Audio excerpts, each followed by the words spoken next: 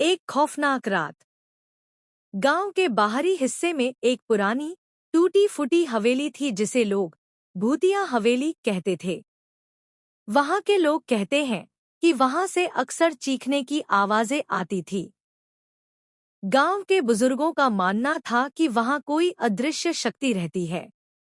एक बार गांव के 3 नौजवान अजय, रमन और विकास ने तय किया कि वे इस हवेली की सच्चाई जानने जाएंगे। एक ठंडी चांदनी रात में वे तीनों एक टॉर्च और कुछ लकड़ियों के साथ हवेली की ओर निकल पड़े।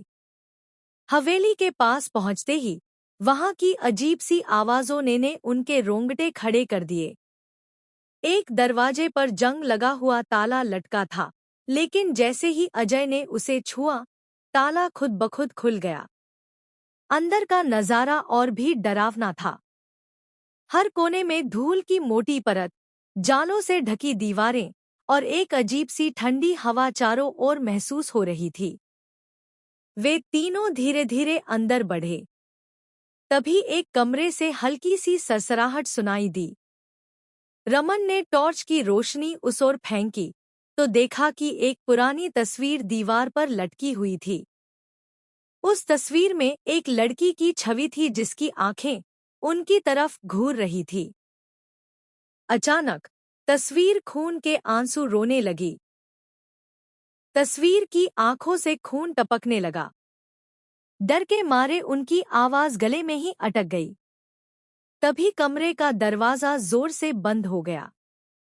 विकास ने भागने की कोशिश की, लेकिन ऐसा लगा जैसे वही तस्वीर वाली लड़की उसे पीछे खींच रही हो। तभी एक भयानक हंसी गूंज उठी और काली छाया ने कमरे को घेर लिया। वह छाया धीरे धीरे लड़की का रूप लेती गई। उसने तेज आवाज में कहा, यहाँ आने की जुर्रत कैसे की? यह हवेली मेरी है और तुम सब अब मेरे हो। आखिरी बार अजय ने देखा कि रमन और विकास जमीन पर गिर चुके थे। उनकी आंखें खुली थी पर उनमें कोई जिंदगी नहीं थी। अजय ने भागने की कोशिश की, लेकिन उसके कदम जैसे जमीन में जम गए थे। अगली सुबह गांव वालों ने देखा कि हवेली के दरवाजे पर तीनों की लाशें पड़ी थी। उनके चेहरों पर भय और पीड़ा की छाप साफ झलक रही थी। उस दिन के बाद कोई भी उस भूतिया हवेली के पास जाने की हिम्मत नहीं करता। उस लड़की की आत्मा आज भी उसी हवेली में तड़प रही है। वो किसी को हवेली में नहीं आने देती। कहते हैं, जो उस हवेली में गया कभी वापस नहीं आया।